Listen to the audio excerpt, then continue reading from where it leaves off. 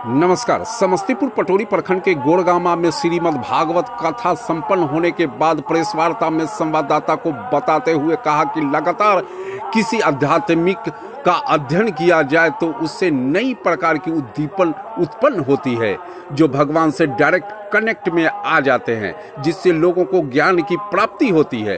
उन्हीं की आशीर्वाद से श्रीमद् भागवत गीता की महिमा से ही मैं वास्तव में मेरा नाम रंजीत शर्मा था। भगवान की महिमा हुई तो राघव चैतन्य दास बन गया। यही कारण है कि लोग हमें आशीर्वाद देने दूर दराज से हमारी श्रीमद् भागवत कथा सुनने के लिए आए।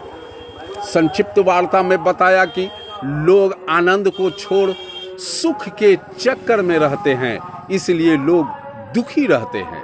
उन्होंने आनंद और सुख, दुख, मन, आत्मा का भी व्याख्या किया जो आज नाम के मोहताज नहीं है, राघव चैतन्य दास। धन्यवाद। समस्तीपुर संवाददाता बदरुज्जमान सारी की रिपोर्ट।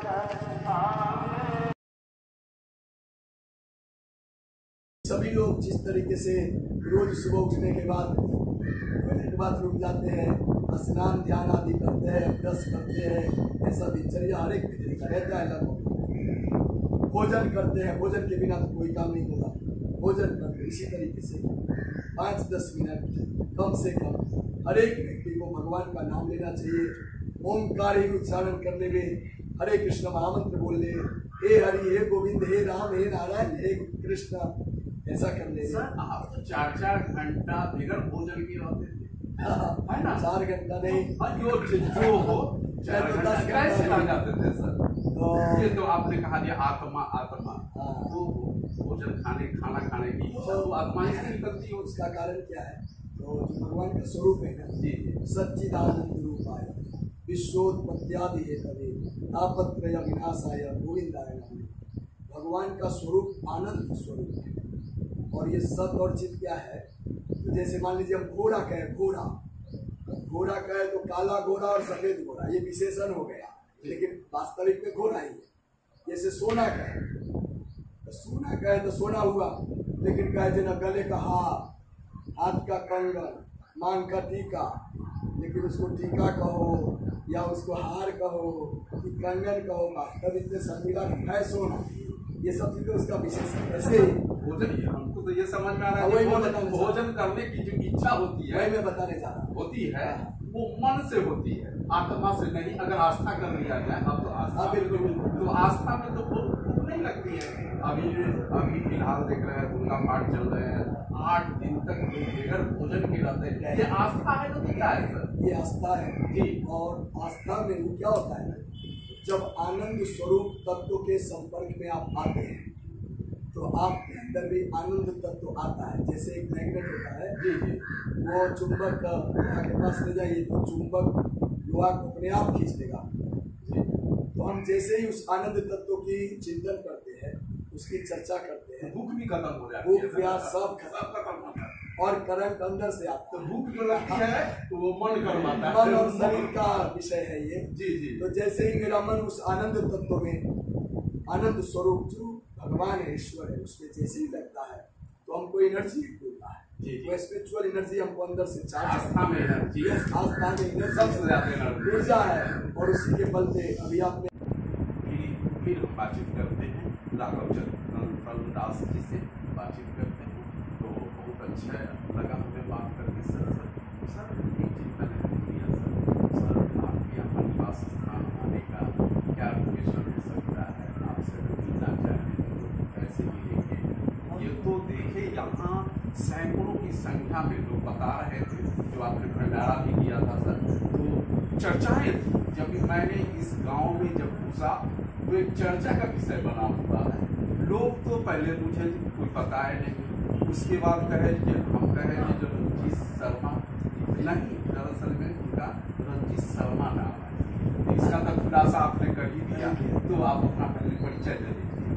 तो जैसा आपको जानकारी है कि रंजीत शर्मा से राघव चैतन्य दास हमने बताया। जी। मेरा जो रंजीत शर्मा का जो मेरा गोत्र, अब तो शायद अब नाम की पहचान की जो पहचान हो रही है। मेरा जो रंजीत शर्मा का जो गोत्र था वो वत्स गोत्र था, पर जो मुझे गुरु महाराज ने मेरा नाम दिया, जो मेरा मूल नाम राघव चैतन्य दास, गोत्र मेरा अच्युत गोत्र है। अच्युत गोत्र भगवान का गोत्र होता है। जी। और वो गोत्र मिला कार्तिक महीने में मेरा दीक्षा गिरिराज गोवर्धन के तलाटी में वृंदावन धाम में 2016 में हुआ था, जैसा बताया। जी जी आप मन के बारे में पूछ रहे थे, तो मैंने बताया कि मन हमारा, चूँकि मन नेचुरली प्राकृतिक रूप से मन विषयासक्त होता है, मन हमेशा विषय वासनाएं चाहेगा, मन का स्वभाव है। तो मन को जिस तरीके से बच्चे को चॉकलेट दे करके फुसलाया जाता है, बच्चा पढ़ना नहीं चाहता है, बच्चा खेलना चाहता है। अब देखिए, बच्चा खेलेगा तब तो उसका खेल बिगड़ जाएगा, जीवन बर्बाद हो जाएगा। माता पिता बच्चे को पढ़ाना चाहते हैं तो उसके लिए कभी टॉफी देखें, बेटा पढ़ाई कर ले, ये चॉकलेट चलिए याद करें, ऐसा करके उसको। इसी तरीके से हमको भी, हमारे बच्चे को भी उसको कुछ प्रलोभन दे करके कि ऐसे भक्ति करो, ऐसा थोड़ा सा स्तुति गा लिया करो रोज, एक प्रार्थना कर लिया करो रोज। लेकिन जो ये कलयुग है ना, अलग अलग युग का युग धर्म होता है। कलयुग के बारे में बताया कि जैसे सतयुग, त्रेता, द्वापर, कलयुग 4 युग है। बोला किते यध्यायते विष्णु त्रेतायाम यजते मकहि द्वापरे परिचर्यायाम कलौ तद हरि कीर्तना। 4 युग है। कीर्ति माने सतयुग। सतयुग में भगवान का, विष्णु का ध्यान करके जो फल प्राप्त होता था, भगवत प्राप्ति होती थी। त्रेता में, त्रेतायाम यजते मखई, त्रेता युग में बड़ा बड़ा यज्ञ करके भगवत प्राप्ति होता था। द्वापरे परिचर्यायाम, द्वापर युग में भगवान की अर्चा, विग्रह की पूजा करके विधिवत षोडशोपचार के साथ पूजन करके जो फल प्राप्त होता था, कलौ तद हरि कीर्तना। कलयुग में केवल भगवान के नाम का गान करके कोई जीवन को प्राप्ति कर सकता है। इतना ईजी है। और हम लोग कलयुग में वास किए हैं, कलयुग में जिंदा है, कलयुग में जी रहे हैं। तो और भी अन्य सारे वैदिक सनातन धर्म के जो ग्रंथ है वो कहते हैं कलयुग में केवल भगवान का नाम सार है। तो कोई भी मंत्र जप करेंगे तो मंत्र जप करने के लिए विधि निषेध होता है कि आपको इस प्रकार से, इस विधि से, ऐसा आसन में बैठ के, ऐसे मुहूर्त में, ऐसे पवित्रता के साथ आपको मंत्र जाप करना है। लेकिन नाम क्या है, भगवान के नाम इतना पवित्र है, उसमें कोई विधि निषेध नहीं है। कोई भी व्यक्ति, स्त्री हो, पुरुष हो, ब्राह्मण हो, क्षत्रिय हो, वैश्य हो, शूद्र हो, कोई भी हो जो मनुष्य मात्र है, तो भगवान का नाम निष्ठापूर्वक जप कर सकता है। खाने से पहले, खाने के बाद, नहाने से पहले, नहाने के बाद, जब चाहे तब जपे, 100% फल सुनिए। जी जी हम लोग, आप देख रहे हैं मेरे हाथ में माला है। जी जी जब भी मैं फ्री होता हूँ तो मैं इसको घुमाते हूँ और इसमें मैं भगवान के नाम जो है, भगवान का नाम बहुत दीपे है। जब भगवान का नाम, आप अपना नाम 1000 बार लेने की कोशिश करें। मैं तो ग्रामीण क्षेत्रों में बहुत जगह इंटरव्यू में लेने गए, जनता के सामने भी दिया। लेकिन जब भागवत ये कौन सा मंत्र करते हैं, हरे कृष्ण महामंत्र, हरे कृष्णा, कृष्णा वही मैं बता के रहा हूँ। बारे में बोला और बहुत सारे गायत्री मंत्र किया, वही चर्चा मैंने किया, उच्चारण का। लेकिन अभी का जो देख रहे हैं लोग, गायत्री मंत्र तक नहीं आता है। वो ओम की उच्चारण तो छोड़िए सर, वो गायत्री मंत्र जो लोग वो कैसे एक होना चाहिए, सर गायत्री मंत्र नहीं आता है। तो इस संबंध में अपने आप जागने की जरूरत है। जी हम गार्जियन को, हमारे बच्चे को संस्कार देने की आवश्यकता है कि हम अपने धर्म को जानें, हम हमारे धर्म ग्रंथों का स्टडी करें और हम उस चीज़ को जानें। कहा गायत्री मंत्र के बारे में जो आपने सवाल जी किया, गायत्री मंत्र वास्तविक में वेद मंत्र है। जी। और वेद का मंत्र पढ़ने की एक एलिजिबिलिटी की जरूरत है, योग्यता की जरूरत है। कोई भी व्यक्ति वेद मंत्र नहीं सकता, कम से कम ओम तो का से है। ओमकार तो एक ऐसा शब्द है कि कोई भी व्यक्ति ये जो 3 शब्द से बना हुआ ओम शब्द है, ओम शब्द भगवान का सूचक है, भगवान का पर्यायवाची है, भगवान का प्रतीक है। जो ईश्वर मानते हैं उसका प्रतीक है, वो एक सिंबल है ओम।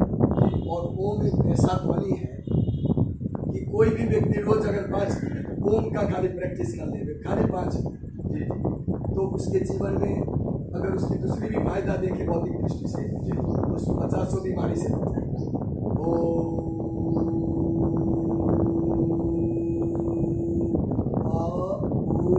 माँ, ये पूरा होता है ये ओंकार।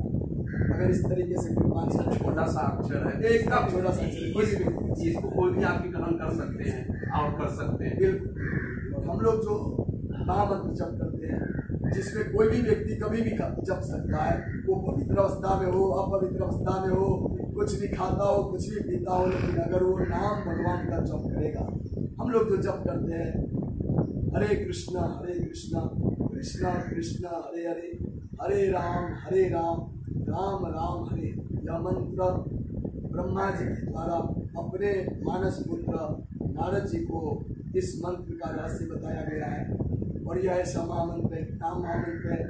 स्त्री पुरुष शूद्र ब्राह्मण हिंदू मुस्लिम सिख ईसाई कोई भी इस नाम का जप करके अपना आत्म कल्याण कर सकता है और उस आनंद की प्राप्ति कर सकता है धीरे धीरे करके। तो हमारा यही संदेश होगा लोगों के लिए आपके चैनल के माध्यम